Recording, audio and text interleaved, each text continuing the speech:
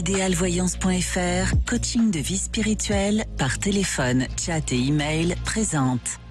Sud Radio, c'est votre avenir. Trina Magdine, Alexandre Delevan. Bonjour à tous, soyez les bienvenus dans C'est votre avenir. Merci d'être avec nous sur Sud Radio. Alors, si vous vous sentez seul, si vous avez du mal à surmonter des difficultés, que vous n'êtes pas suffisamment bien entouré, eh bien, venez vous confier à nous. On va vous écouter sans vous juger et on vous aidera à trouver des solutions, des pistes de réflexion en vous dévoilant tout ce qui vous attend à l'avenir avec Alexandre Delevan, notre coach intuitif. Bonjour Alexandre. Bonjour Trina, bonjour à tous. Comment allez-vous aujourd'hui ? Je vais bien, merci. Et vous ? Ça va va très bien. Très bien, même si le temps se gâte apparemment. Oui, mais le temps se gâte. On va continuer à mettre de la lumière et du soleil dans nos cœurs. Exactement. Pour nous rejoindre, témoigner à l'antenne et nous poser vos questions, direction le standard de Sud Radio dès maintenant. 0826 300 300. Tout à l'heure, on verra comment équilibrer le plexus solaire avant la superstition du jour et l'ange du jour. Et on démarre avec Julia. Bonjour Julia. Bonjour. Bonjour Trina, bonjour Alexandre. Bienvenue Bonjour. Julia, vous nous appelez d'où ? De Narbonne. D'accord. Alors, ça ne va plus trop dans votre couple depuis la naissance de votre fille, c'est ça ? C'est ça. En fait, je vais vous expliquer en deux mots. Oui. Bon, je suis un peu émue et à fleur de peau, donc je vais essayer d'être claire. Ça fait 17 ans qu'on est ensemble et depuis 3 ans qu'on a eu notre enfant. On peut dire que ça ne va pas trop du tout même. Ça fait même 2 ans qu'on parle de séparation. Alors, il y a toujours autant d'amour entre nous. On se le dit, on arrive à communiquer, mais je pense qu'on a un succès dans notre vie parce qu'on n'a pas de problème particulier. J'ai l'impression que c'est plutôt nos défauts qu'on a du mal à supporter, bien qu'avant l'enfant, on n'avait aucun problème. On en est à un point où on essaye chacun à chaque fois de faire des efforts parce qu'on veut vraiment pas en arriver là. Et puis, il y a eu un dernier épisode qui, moi, à chaque fois me fait souffrir, c'est-à-dire que pour un rien, ça prend de grosses proportions. Donc, j'ai décidé cette fois-ci de m'y tenir à partir. J'ai trouvé un appartement et où donc le propriétaire serait d'accord de me louer. Donc, du moins, il me manquait à faire les papiers. Et en fait, au moment de le faire, en fait, je n'y arrive pas parce que je veux pas, en fait. Même quand on en parle à mon conjoint qui sait, pour cet appartement, tout ça, lui aussi, il ne veut pas qu'on se sépare. Il me dit que on n'a peut-être pas fait encore assez tous les efforts qu'il fallait, que ça vaut encore le coup d'essayer. Mais et là, du coup, en fait, moi, maintenant, je suis complètement perdue. Je suis comme dans un nuage, je vois plus clair dans la situation. Je me force, en fait, c'est un dilemme avec moi-même pour penser qu'il faudrait que je parte pour être mieux, mais je suis pas sûre. Et puis, en vrai, j'en ai pas envie. J'aimerais qu'on soit heureux ensemble.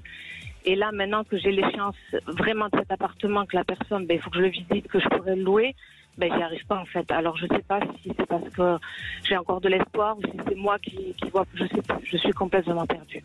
D'accord. Est-ce qu'on peut en savoir un petit peu plus sur ce dernier épisode qui vous a fait souffrir, ce fameux que vous avez évoqué ? Ouais, en fait, c'est pour des futilités de la vie quotidienne, je dirais vraiment des bêtises qui font qu'il se braque et que je me braque aussi. Alors, il n'y a pas de dispute, il n'y a pas d'engueulade, mais il peut facilement ne plus me parler pendant plusieurs jours ou moi, voilà, subir ça.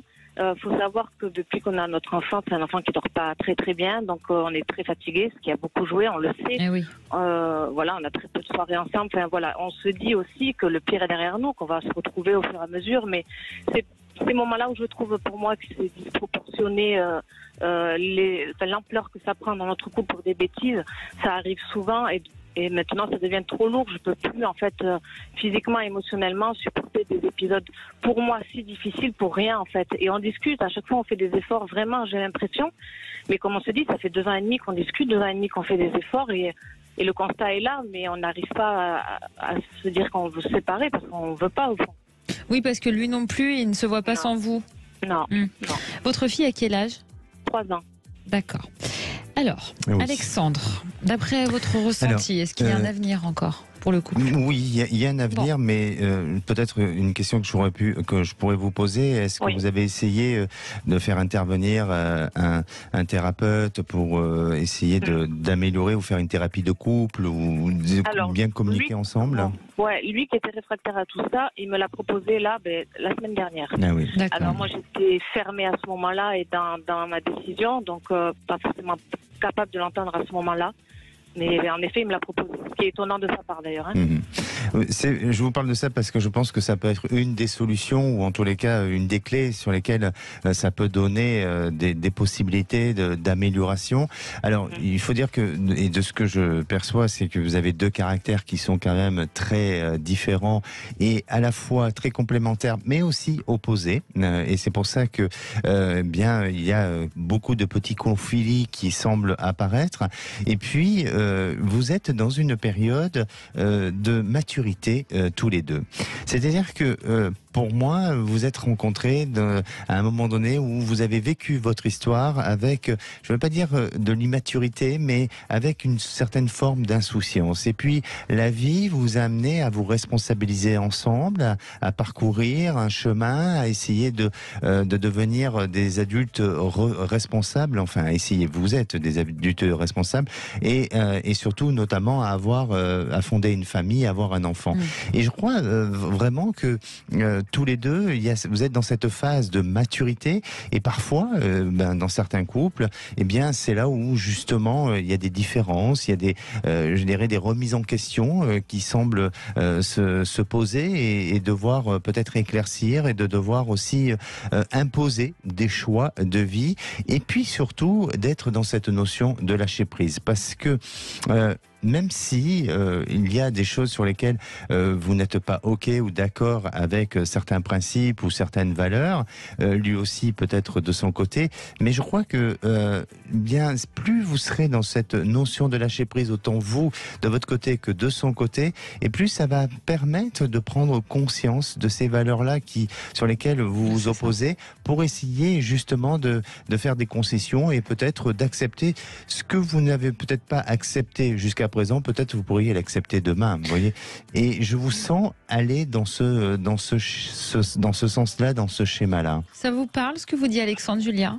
Oui, complètement, surtout sur le lâcher-prise, qui est l'inverse de ma personnalité. Donc oui, c'est sûr, tout à fait. Mais oui, je pense qu'en fait, il ne faut pas que je prenne cet appartement, en gros. Il ne faut pas que je parte demain, quoi. C'est ça, il faut que j'essaie encore. Alors, je veux pas pas influencer les choix, mais je pense que si vous prenez cet appartement, vous n'allez pas le garder longtemps. Parce que vous êtes dans une dépendance, votre histoire n'est pas terminée. Donc, alors est-ce que parfois c'est bien de créer, je dirais, un cataclysme comme ça pour justement une prise de conscience. Une prise de conscience. Mais est-ce que parfois c'est pas forcément utile non plus, parce qu'il y a des choses, il y a des solutions, il y a des possibilités qui peuvent très bien être mis de l'avant et permettre un changement positif. Moi, je dirais que la solution de cette thérapie pourrait être peut-être, alors il faut bien sûr choisir le bon thérapeute qui vous corresponde à tous les deux, mais ça peut être une solution. Et puis surtout, ce qu'il ne faut pas oublier, là, c'est que vous avez un enfant. Et pour le bien-être et pour l'équilibre, voilà, et pour le bien-être et pour l'équilibre de l'enfant, vous êtes parent, il faut penser, voir, ne pas trop déstabiliser les choses. Alors ça ne veut pas dire pour autant que vous devez souffrir pour autant, mais en tous les cas, il faut bien réfléchir. Peut-être faire plus de concessions. Voilà, ne vous précipitez pas, patientez un petit peu, essayez de voir, ou en tous les cas de réfléchir ensemble. Si votre compagnon était complètement obtus, fermé à l'idée de ne pas vouloir changer, de ne pas vouloir évoluer, mais souvent c'est rare qu'un homme puisse avoir l'envie, l'initiative, la démarche effectivement d'aller vers un thérapeute. C'est plus la femme que l'homme. Oui, donc c'est qu'il veut sauver. Il veut sauver, effectivement. Oui, c'est d'ailleurs très très étonnant de sa part. Vraiment, c'est que vraiment. Il veut sauver parce que peut-être que lui, il est emprisonné aussi. Peut-être qu'il en a marre d'être en conflit. Peut-être qu'il en a marre d'être cet homme qui parfois va, je dirais, s'opposer à tout. Il a envie de changer aussi, d'être plus apaisé. Et ça, c'est plutôt bon signe. C'est pour ça, prenez votre décision avec cet appartement-là, ou s'il y a d'autres possibilités. Mais je ne veux pas vous amener à influencer votre choix. C'est à vous de le décider. Pour moi, votre histoire n'est pas terminée. Bon, donnez-nous de vos nouvelles en tout cas, Julia. Merci beaucoup à vous. Merci à vous d'avoir été avec nous. Allez, on verra dans un instant comment équilibrer le plexus solaire. On en a tous besoin et on vous attend sur Sud Radio. 0826 300 300. Venez nous rejoindre. Sud Radio, c'est votre avenir, le sujet du jour. Trina, parlez-nous aujourd'hui de comment équilibrer le plexus solaire. Mais c'est quoi déjà? Alors, le plexus solaire, qu'on appelle aussi Manipura, se situe entre votre nombril et votre poitrine et il est directement lié à vos émotions. Il joue un rôle très important puisqu'il permet de vivre pleinement et en harmonie avec soi-même et il agit sur les peurs, l'estime de soi, la fatigue et les capacités d'action à condition bien sûr d'être bien équilibré. S'il est bloqué, trop utilisé ou déséquilibré, il peut totalement vous chambouler. On ne parle pas de l'estomac, hein? Non. Mais ça aussi, il faut faire attention quand même. Oui, ça peut, trop d'excès peut nous chambouler aussi. Bien sûr. Alors, quelles sont les astuces pour détendre et rééquilibrer son plexus solaire? Alors, frottez vos paumes l'une contre l'autre pour amener de la chaleur, puis allongez-vous sur le dos et posez vos mains l'une sur l'autre sur votre plexus solaire. Prenez le temps de sentir la chaleur dans vos paumes de main et prenez conscience de votre respiration. Ensuite, posez une main sur le nombril, l'autre sous le sternum. Gonflez votre ventre en phase d'inspiration, puis relâchez-le pour expirer. Puis visualisez quelque chose de jaune, une fleur, un soleil, comme vous voulez. Ensuite, inspirez tout ce jaune et imaginez qu'il vient inonder votre plexus solaire. Ça, c'est un premier exercice que vous m'aviez donné, Alexandre. Ça va, je me suis pas trompée? Très bien. Et je recommande vraiment d'écouter attentivement parce que vous l'expliquez très bien. Ça se voit que vous l'avez déjà pratiqué. Je pratique encore. Vous pouvez aussi pratiquer la méditation et le yoga parce qu'il possède de nombreux bienfaits. Le yoga, surtout la posture de l'arc, la posture du guerrier, la posture de la sauterelle et la posture du bateau. Mangez également des aliments jaunes comme le citron, l'ananas, la mangue ou la papaye. Prenez le soleil au moins 20 minutes par jour pour absorber un maximum de vitamine D. Et enfin, alternez le chaud et le froid. Posez une bouillotte sur votre plexus solaire pour le réchauffer et le réactiver. Puis avec un gant rempli de glaçons, calmez votre plexus solaire en suractivité suite à la bouillotte. Et avec tout ça, votre plexus solaire sera bien équilibré. Très très bien. Alors, je vais revenir sur les postures de yoga. Laquelle posture vous préférez? Moi, je fais pas de yoga par contre. Non, mais de ces postures-là que vous avez suggérées, la première. Ce serait celle du guerrier. Moi, je voyais la posture de l'arc. Je voyais la sauterelle. C'était pour ça. D'accord, je retiens. Voilà. Françoise nous a rejoint. J'avais pas compris. Bonjour Françoise. Bonjour Trina, bonjour Alexandre. Bienvenue Françoise. Merci. Écoutez, j'ai tellement de choses à dire, mais déjà, ma vie n'a pas été un tranquille, on peut dire comme ça. J'ai eu beaucoup d'épreuves et j'ai eu également un divorce compliqué et violent. Donc, je suis restée un certain temps à souffler un peu. Et j'ai rencontré quelqu'un, depuis 14 ans, on est ensemble. Et nous avons une affaire ensemble. Et depuis quelque temps, monsieur demande... Comment expliquer ça? C'est compliqué, c'est-à-dire qu'il a des moments où il prend des crises nerveuses et il est assez violent verbalement. Il m'a jamais touché, mais il est assez violent verbalement et moi qui suis très sensible parce que je suis proche des gens, je suis proche de ma famille et j'ai toujours jusqu'à présent... c'est moi qui revenais à chaque fois, je lui disais de se calmer, que ça allait passer, qu'on pardonnait. Et aujourd'hui, je suis arrivée à un stade où c'est trop, c'est trop. Et je ne sais plus comment réagir vis-à-vis de lui parce que j'ai essayé de l'aider à plusieurs reprises. Il a eu aussi une vie très compliquée. Et je comprends ça n'a pas été simple non plus pour lui. Donc j'ai essayé toujours de le comprendre, d'accepter certaines choses. Et là, c'est la goutte qui fait déborder le vase. Je ne sais plus comment réagir et je pense que de toute manière, ce qui nous tient, c'est le commerce parce qu'on aimerait bien le vendre et je pourrais peut-être après vivre de mes propres ailes. Donc en premier temps, savoir comment l'avenir va avoir lieu vis-à-vis de lui et de moi. Et entre autres, si on va arriver à vendre ce commerce rapidement. Voilà mes demandes. D'accord. Dans quelles circonstances il a ces crises nerveuses ? Qu'est-ce qui les provoque ? Pour rien. Par exemple, je vais pas mettre le sel au bon endroit, il va piquer une crise. Je vais faire quelque chose pour l'aider, eh bien, il va pas accepter. Je vais poser mais des trucs bêtes, vraiment qui sont insignifiants et il pique des colères facilement. Il suffit que je discute avec quelqu'un trop longtemps, ça lui plaît pas et il va tout de suite s'énerver. J'avais une amie que j'aimais beaucoup. Il l'a traité de tous les noms. Enfin, ça a été vraiment difficile. Et il est pas simple. Donc il n'y a pas de moment spécifique où il réagit comme ça. Il n'est pas influencé par quelque chose. Alors, il a une très mauvaise influence vis-à-vis de sa fille, qui, pareil, est très critique vis-à-vis des gens. Et de tout ce qu'il écoute vis-à-vis de sa fille, il lui donne raison. Donc, c'est compliqué. Et je ne sais plus comment agir, parce que j'ai essayé de l'aider plus d'une fois, d'essayer de comprendre son comportement. Je sais qu'il a été dans l'armée, qu'il a vécu des choses difficiles. Mais au bout d'un moment, je me dis, c'est bien d'aider les autres tout le temps, parce que moi, je pense pas à moi, je pense toujours aux autres. J'essaye d'arranger la situation. Et ça apporte pas grand-chose aujourd'hui, quoi. Voilà. D'accord. Alors, Alexandre, est-ce que ça peut s'améliorer, et puis aussi pour la vente du commerce? Alors, pardonnez-moi Françoise, mais ça va être un petit peu compliqué. Et vous savez que Sud Radio, on parle vrai. Est-ce que vous êtes marié? Non. Vous êtes juste en couple. Voilà, c'est votre en couple compagnon. depuis 14 ans. D'accord. Il y a des dépendances chez cet homme. Oui. Oui. Oui, Et voilà. C'est ce que je sous-entendais quand je posais la question. Est-ce qu'il est influencé par quelque chose? Il fume et boit beaucoup. Bon. Voilà. La problématique est là, vraiment, Françoise. Oui. La problématique est là, et c'est ce qui l'amène à ne pas gérer parfois, ou à bien gérer ses comportements, son attitude, ses excès. Donc, c'est régulier. Je veux pas non plus trop. C'est régulier. Oui. Est-ce qu'il prend conscience de ce problème? Est-ce qu'il fait des efforts pour essayer d'améliorer? Est-ce qu'il a décidé de changer les choses ou pas? Non, c'est ce qui m'inquiète. Oui. Bon, dans tous les cas, de ce que j'entends de votre témoignage, vous êtes une femme qui essaie de le sauver, vous êtes une femme qui donne beaucoup pour essayer de rendre la vie la mieux que possible. Après, peut-être que vous avez aussi vos défauts, attention, on ne jette pas l'éponge sur lui. Mais bon, en tous les cas...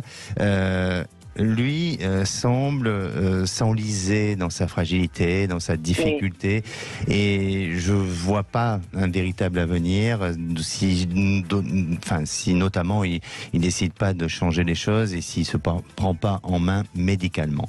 Je lui ai déjà dit, mais pour le moment ils sont pas prêts, et que de toute façon il se porte très bien comme ça. Ça doit venir de lui. De toute façon, et lui n'est pas alcoolique apparemment, mais pourtant je suis désolée, mais enfin quand on boit plusieurs ricards et après du vin, obligatoirement, voilà, c'est une habitude qu'il a prise. Là, je suis pas en train, si vous voulez, de le juger par rapport à sa consommation. Non. Ce que je suis en train de voir et de ressentir, c'est de son comportement. C'est-à-dire qu'après, il y a des personnes qui peuvent avoir des dépendances, mais qui ont des bons comportements, et puis ça ne veut pas dire qu'il faut cautionner ce genre de choses.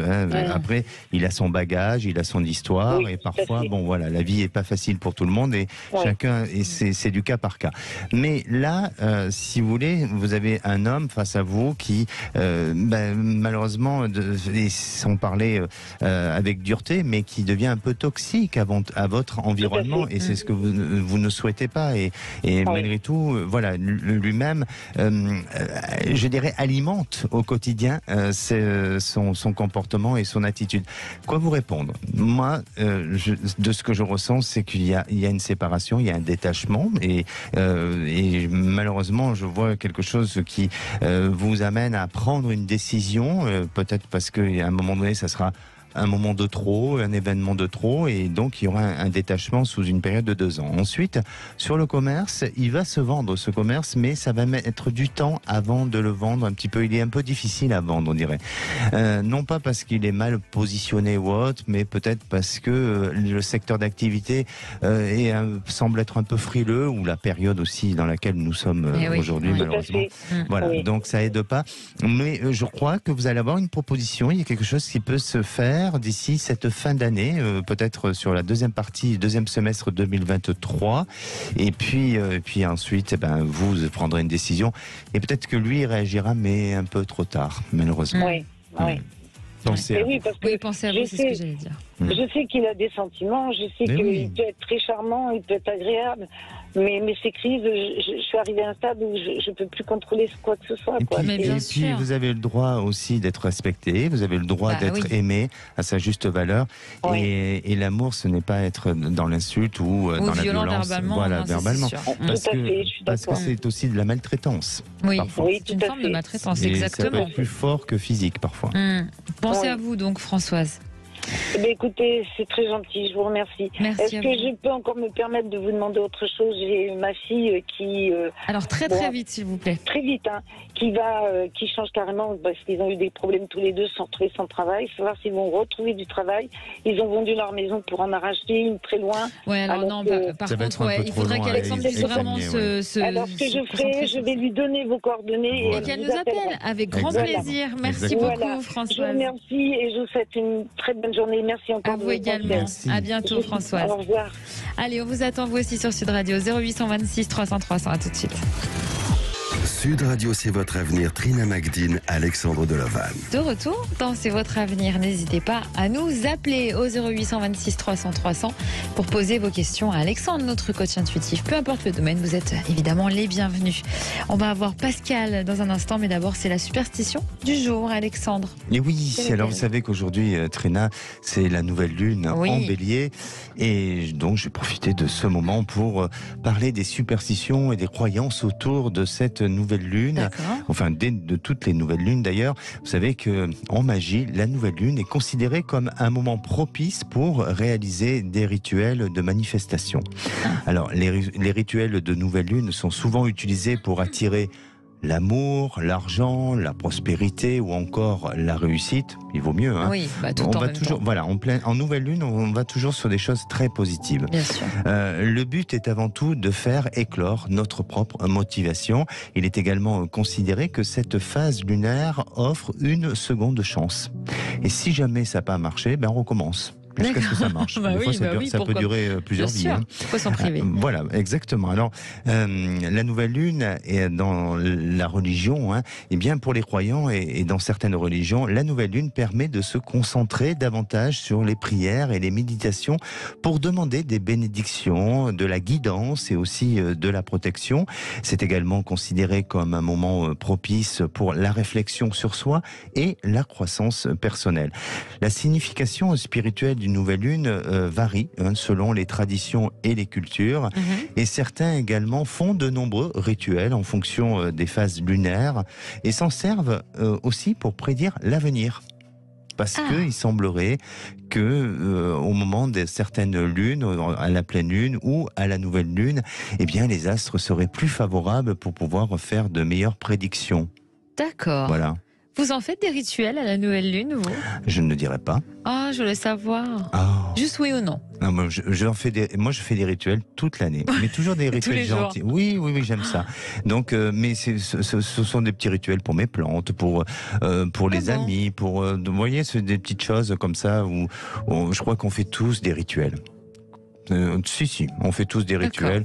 Quand on a envie que, par exemple, votre ami réussisse, on va penser pour lui. C'est un rituel. Bah faites, Non. continuez. Ouais. Voilà, exactement. Je sais pas, vous allez dans une église, vous allez déposer un petit cierge pour que ça fonctionne, ou vous allez peut-être offrir une fleur à quelqu'un pour que ça porte chance. Mais c'est un rituel.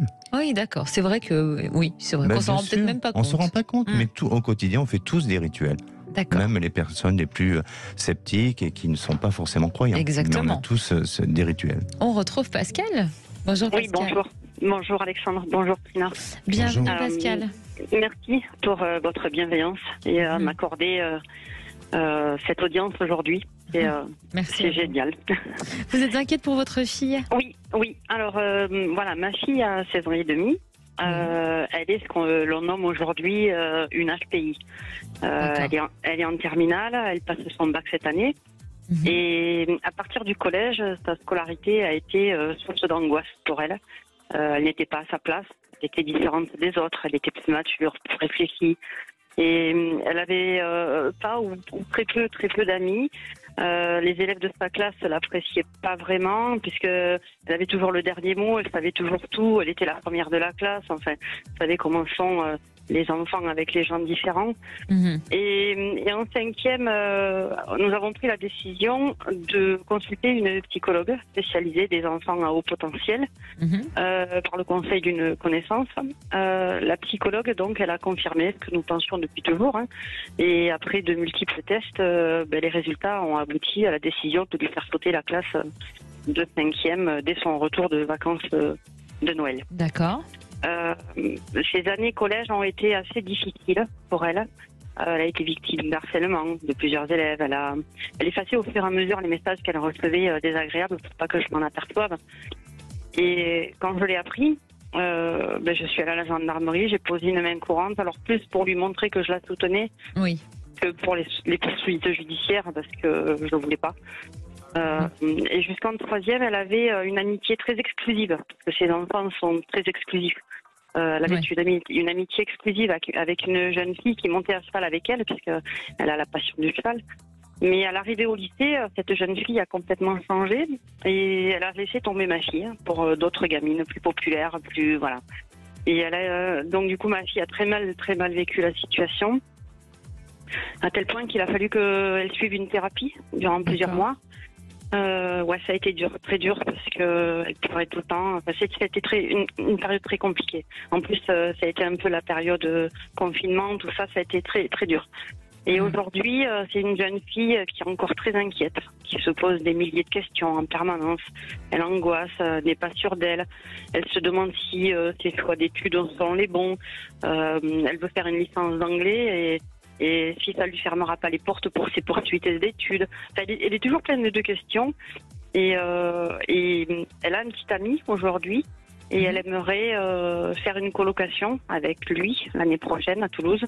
Et elle est terrifiée à l'idée que celui-ci ne la suive pas. Parce que lui, il va faire des études d'ingénieur et il n'est absolument pas assuré d'être accepté sur Toulouse, lui. Et du coup, je m'inquiète pour elle, à l'idée qu'elle se retrouve seule, qu'elle angoisse, et puis finisse par décrocher sa scolarité, quoi.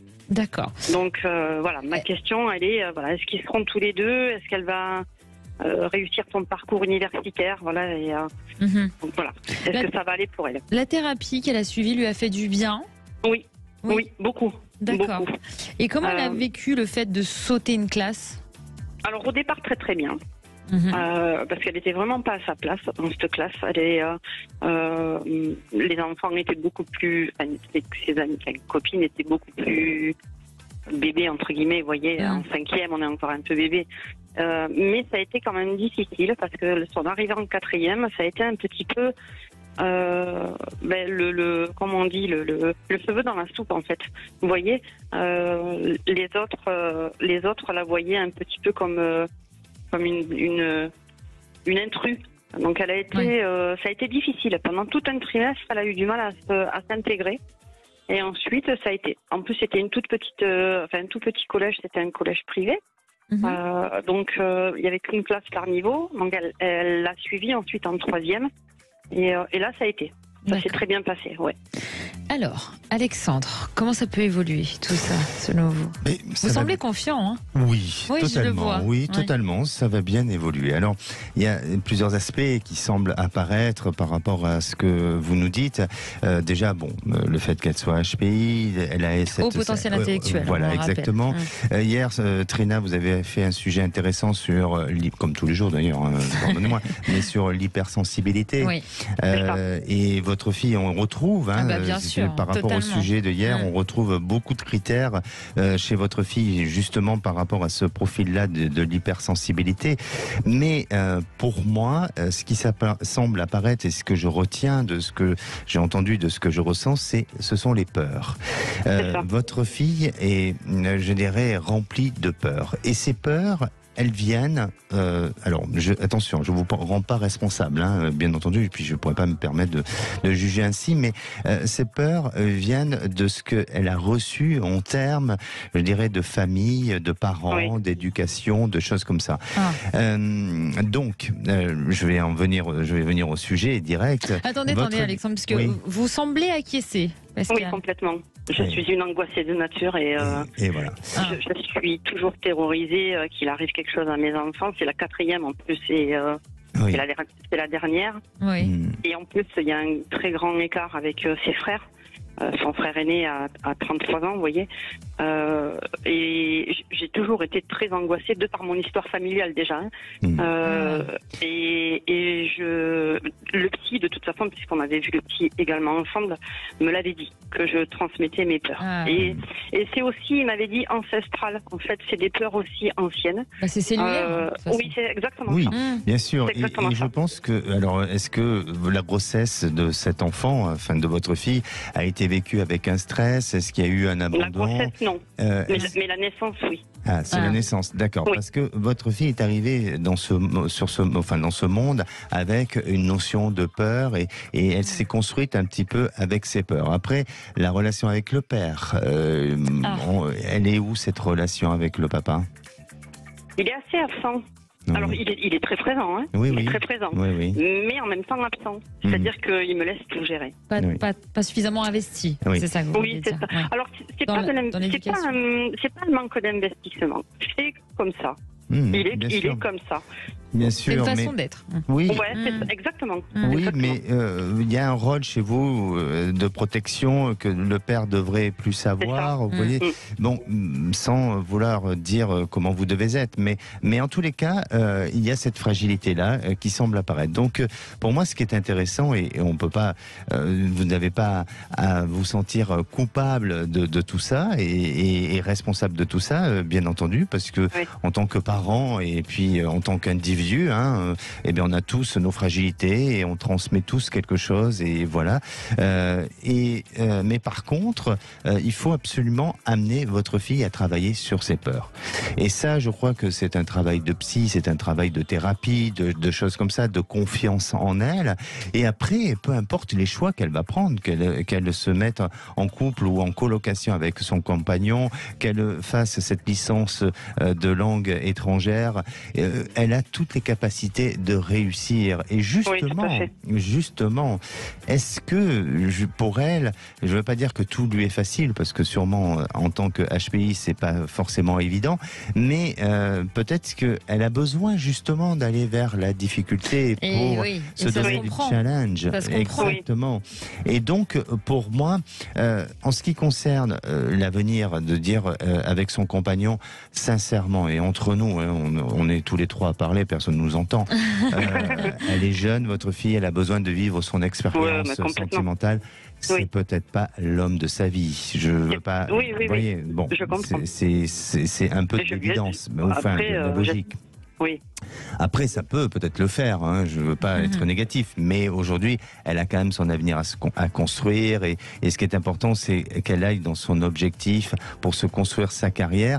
Et bien entendu, l'amour est important, ça accompagne et ça apporte un équilibre, un bien-être et un bonheur. Mais aujourd'hui, oui, il y aura une colocation ensemble, mais je suis pas certain. Il faut quand même la sensibiliser de manière à ce que l'amour peut être qu'éphémère et que voilà, il faut pas miser dessus. Qu'elle prenne du recul. Et qu'elle prenne du recul, qu'elle doit se construire et que voilà, avant tout, c'est ne pas s'isoler de son entourage, de son réseau, tout ça. Bon, voilà. Ensuite, en ce qui concerne sa vie professionnelle, universitaire, mais qu'elle fonce, parce que elle a toutes les capacités à transmettre et surtout, je pense que ça peut être une enseignante, ça peut être une prof, ça peut être quelqu'un qui doit transmettre dans l'avenir aux autres quelque chose. Et puis ses peurs, eh bien qu'elle en fasse une force. Peut-être que c'est pas mal des fois d'avoir peur, parce que d'avoir peur, ça nous permet, ça pousse à se dépasser, ça nous permet de se remettre en question et puis ça nous permet aussi d'aller vers le challenge et vers le défi. Donc, tout ça, c'est super, non? Vous la voyez davantage dans l'enseignement, parce qu'elle avait envisagé à une époque de rentrer dans l'armée, justement pour donner des cours d'anglais. Alors, l'armée oui, bien sûr. L'armée, ça peut être très bien, parce que l'armée, justement, c'est un métier de force, de courage, de dépassement de certaines peurs. Donc, pour moi, ça peut être très bien. Et peut-être qu'elle a besoin, justement, de rentrer dans une structure où ça soit un peu cadré et structuré. Et puis, on revient à l'enseignement. Moi, de toute façon, c'est sûr, elle sera amenée à enseigner. Elle a besoin de transmettre. D'accord. Mais voilà. Mais il faut qu'elle travaille sur ses peurs. Bon, ok. Peut-être lui refaire prendre sa thérapie, peut-être. Oui, et puis... discuter avec elle. Oui, et puis rendre les peurs un peu ludiques. Elle a peur du noir, elle prend une torche et elle va dans le noir, vous l'accompagnez pour aller dans le noir. C'est pas bête ce que vous dites. Oui, ce sont des choses...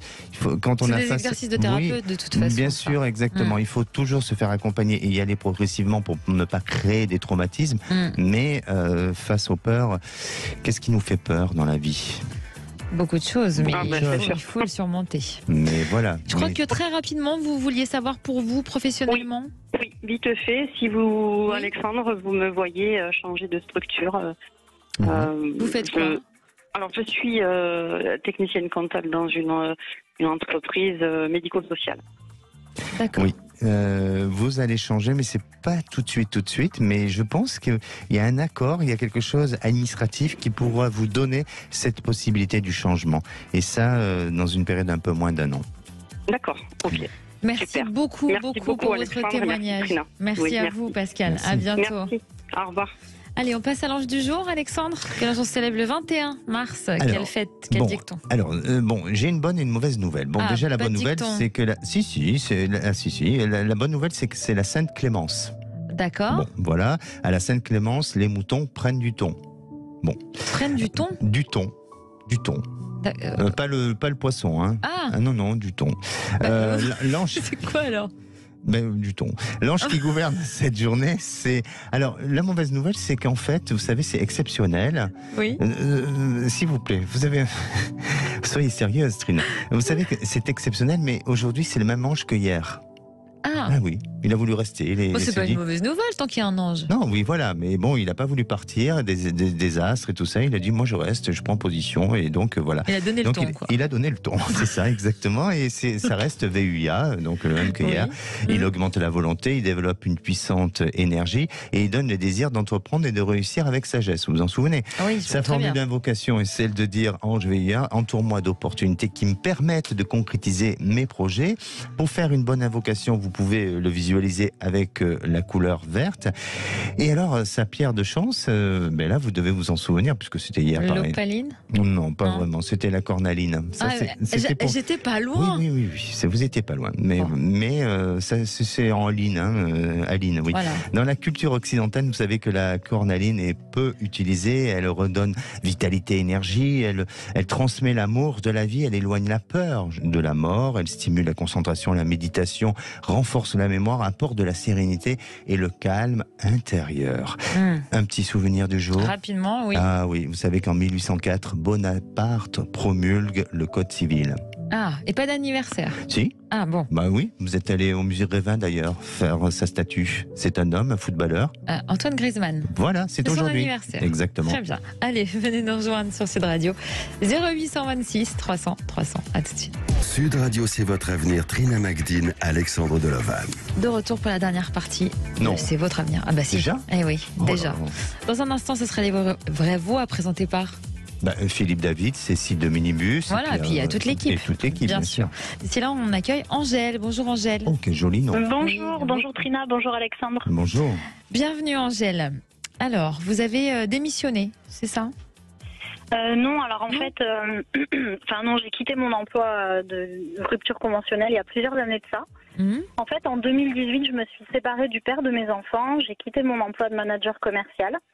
Et là, j'ai traversé une étape très difficile puisqu'il a fallu que j'apprenne à vivre seule, que je gère mes enfants. Il y a eu le Covid, vendre la maison, etc. Oui. En plus de ça, je suis passée par une relation courte mais très toxique. Et puis, il y a 3 ans, j'ai rencontré mon conjoint avec qui je suis aujourd'hui. Mais on a une relation à distance puisqu'il habite à 150 km. D'accord. Et l'année dernière, en fait, je suis arrivée en fin de droit de chômage. Et j'ai décidé d'utiliser tout mon argent de côté pour lancer ma reconversion professionnelle. Je me suis payé une école et j'ai été certifiée coach professionnel. D'accord. Cet été. Le problème, c'est que j'ai un peu fait la cigale. Je me suis un peu plongée dans mes cours et la passion par rapport aux cours.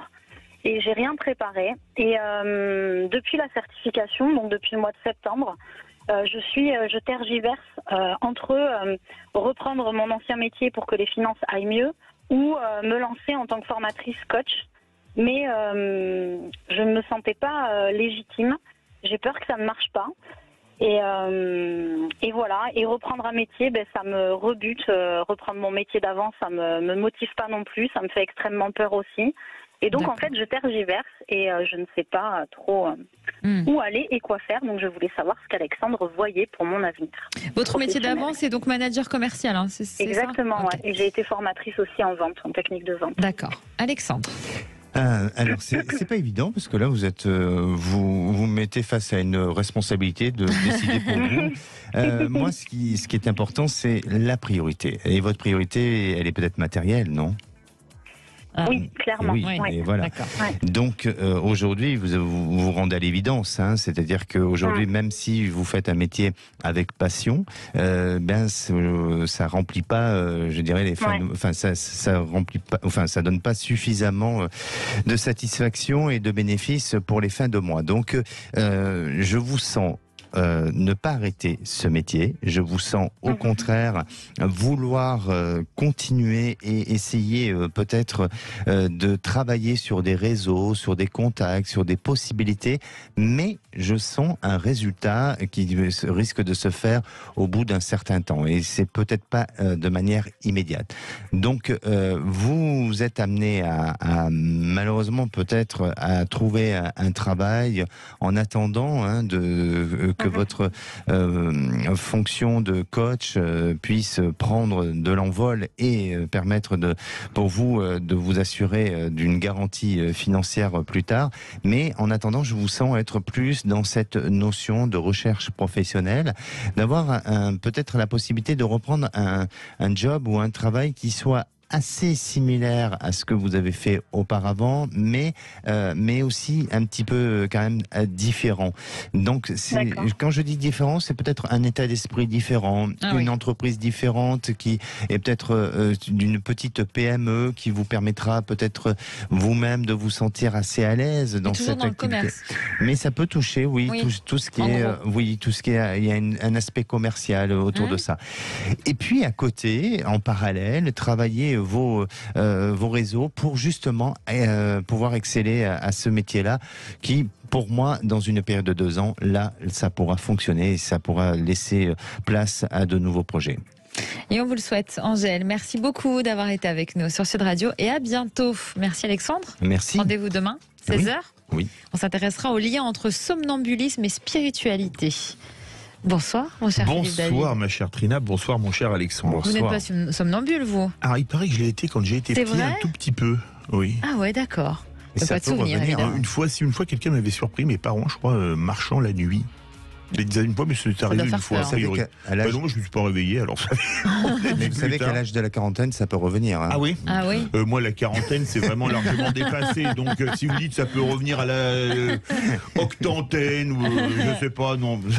Allez, quel est le menu? Le menu des vraies voix, 17h30, le grand débat. Hashtag censure, la prise de parole de Macron demain peut-elle apaiser la colère? Vous avez vu, avec le vote à 9 voix près de la réforme des retraites, il y a eu des manifestations un peu partout en France, des manifestations parfois violentes. Et est-ce que pour vous, le fait qu'Emmanuel Macron s'exprime demain, tant sur TF1 que sur France 2 dans le journal de 13h, peut apaiser la colère? Pour vous, c'est oui. Pour vous, c'est non. Un seul numéro, le 0826 300 300. À 18h30, notre coup de projecteur. Rejet de la censure. Est-ce une victoire pour Macron? Oui, parce qu'on disait qu'il risquait de devoir dissoudre, avec le risque d'avoir une majorité relative, encore plus relative. Il est passé, de justesse certes, mais il est passé. Est-ce que pour lui, c'est une victoire pour lui, ou est-ce une défaite alors qu'il aurait dû avoir une majorité plus large que ça? Même cause, mêmes effets. Un seul numéro, le 0826 300 300. Les vraies voix du jour, Philippe Bilger, Françoise Degois et Sophie Gauguin. Eh bien, à tout de suite.